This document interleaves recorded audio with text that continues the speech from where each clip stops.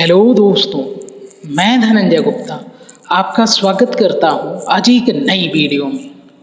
आज के इस वीडियो में हम बात करेंगे संकरण के प्रकार और उनकी ज्यामिति को लेकर।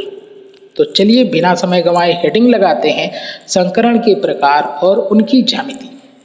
आज इस पेज को हम दो पार्ट में डिवाइड कर देंगे। एक तरफ हम पढ़ेंगे संकरण के प्रकार को, दूसरी तरफ चर्चा करेंगे उस प्रकार से संबंधित ज्यामिति को लेकर।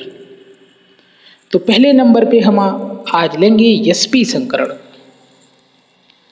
एसपी संकरण में दोस्तों आपको याद करना है कि एसपी संकरण की ज्यामिति रेखीय होती है या इंग्लिश में इसको लीनियर कहते हैं। यहाँ पर आप देख सकते हैं कि एक केंद्रीय परमाणु है जिससे ए और बी दो अन्य परमाणु जुड़े हुए हैं और यहाँ पे जो आबंध बने हुए हैं, इन आबंध के मध्य का जो कोण है वो 180 अंश है। तो आपको ध्यान रखना है कि एसपी संकरण की ज्यामिति रेखीय होती है। यहाँ पर आबंध कोण 180 अंश का होता है। यदि आप एसपी संकरण को डिटेल में समझना चाहें, यदि आप समझना चाहें कि यहाँ पे ज्यामिति रेखीय ही क्यों है, तो आप एसपी संकरण वाली मेरी वीडियो को चेक कर सकते हैं, जिसका लिंक मैंने इस वीडियो के डिस्क्रिप्शन बॉक्स में भी दे रखा है। तो चलिए अब बात करते हैं sp2 संकरण को लेकर। आपको याद रखना है कि sp2 संकरण की ज्यामिति त्रिकोणीय समतली यानी कि इंग्लिश में कहेंगे ट्राइगोनल प्लेनर होती है। यहाँ पर एक केंद्रीय परमाणु है जिससे ए, बी और सी तीन अन्य परमाणु आबंध बनाए हुए हैं। यहाँ पे जो आबंध कोण है वो है 120 अंश का है। आप ध्यान रखेंगे कि यहाँ पर इस ज्यामिति में सभी परमाणु एक ही तल या प्लेन में उपस्थित हैं और यहाँ पे जो संरचना आपको दिख रही है वो त्रिकोणीय है, इसलिए इसको त्रिकोणीय समतली कहते हैं। यदि डिटेल में आप इस ज्यामिति को समझना चाहें तो वीडियो के डिस्क्रिप्शन बॉक्स में दिए गए लिंक से sp2 संकरण वाली वीडियो को चेक कर सकते हैं। अब हम बात करेंगे sp3 संकरण की ज्यामिति पर। तो sp3 संकरण की ज्यामिति चतुष्फलकी होती है, जिसको इंग्लिश में आप टेट्राहेड्रल कहेंगे। यहाँ पर एक केंद्रीय परमाणु है जिससे ए, बी, सी और डी चार परमाणु जुड़े हुए हैं। यहाँ पे जो आबंध कोण है वह 109.5 अंश का होता है। दोस्तों आपको यहाँ पर ध्यान रखना है कि यह ज्यामिति समतली नहीं है बल्कि त्रिविमीय है, अर्थात ये जो सभी परमाणु आपको दिखाए गए हैं ये सब एक तल में या एक प्लेन में उपस्थित नहीं है।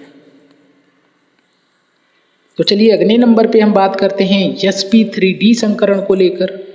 आपको याद रखना है कि इस संकरण की ज्यामिति होती है त्रिकोणीय द्विपिरामिडी, जिसको इंग्लिश में आप कहेंगे ट्राइगोनल बाइप्लेनर ज्यामिति। यहाँ पर एक केंद्रीय परमाणु है जिससे 5 परमाणु जुड़े हुए आपको दिखाए गए हैं, ए, बी, सी, डी और ई। यहाँ पे खास बात जो आपको ध्यान रखनी है कि दो प्रकार के आबंध कोण देखने को मिलेंगे, 120 अंश और 90 अंश।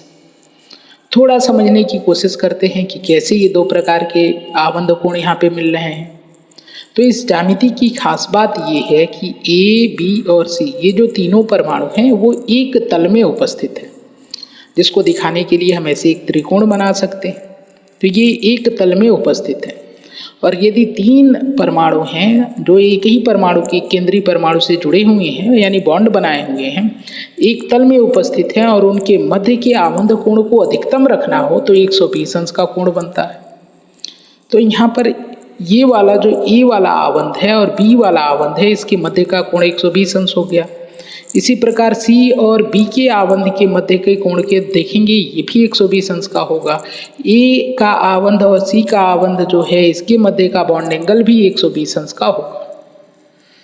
यहाँ पर ध्यान रखना है आपको कि जो ये परमाणु है डी, यह इस प्लेन के ऊपर की तरफ है। यदि आप ऐसे सोचो कि यदि ए, बी और सी ये मोबाइल स्क्रीन में है, मतलब मोबाइल के तल में है, तो डी जो होगा वो मोबाइल स्क्रीन से ऊपर की तरफ निकला होगा और ई जो है मोबाइल स्क्रीन से ठीक नीचे की तरफ निकला होगा, बिल्कुल परपेंडिकुलर यानी कि बिल्कुल 90 अंश का कोण बनाता हुआ। तो डी से यदि हम डी वाले बॉन्ड से बी वाले बॉन्ड के बीच का एंगल निकालेंगे या फिर ई से बी के बीच का, ये ई वाले आबंध से बी परमाणु के आबंध के मध्य का कोण निकालेंगे तो 90 अंश प्राप्त होगा।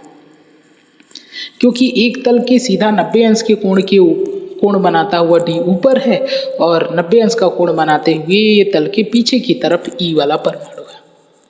उम्मीद है कि आपको ज्यामिति समझ में आई है और ज़्यादा डिटेल में समझने के लिए आप मेरी sp3d संकरण की वीडियो को चेक कर सकते हैं।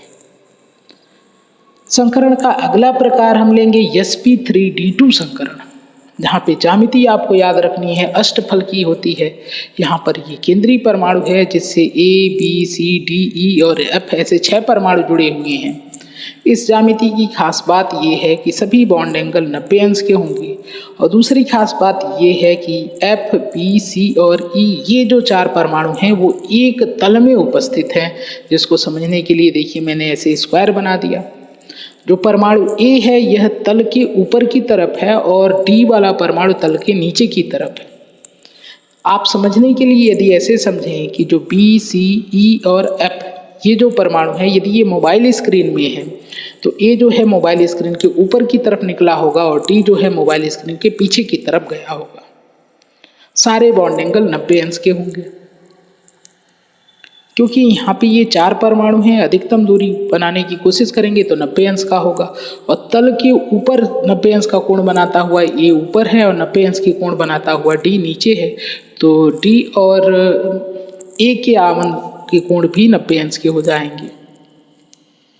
तो दोस्तों ये थी आज की वीडियो। उम्मीद है आज की वीडियो आपको पसंद आएगी। वीडियो पसंद आए तो लाइक करें, अपने दोस्तों के साथ शेयर करें, हमारे चैनल को सब्सक्राइब करके बेल आइकन को प्रेस कर लें। आगे मिलते हैं आपसे एक नई वीडियो में नए टॉपिक के साथ। धन्यवाद।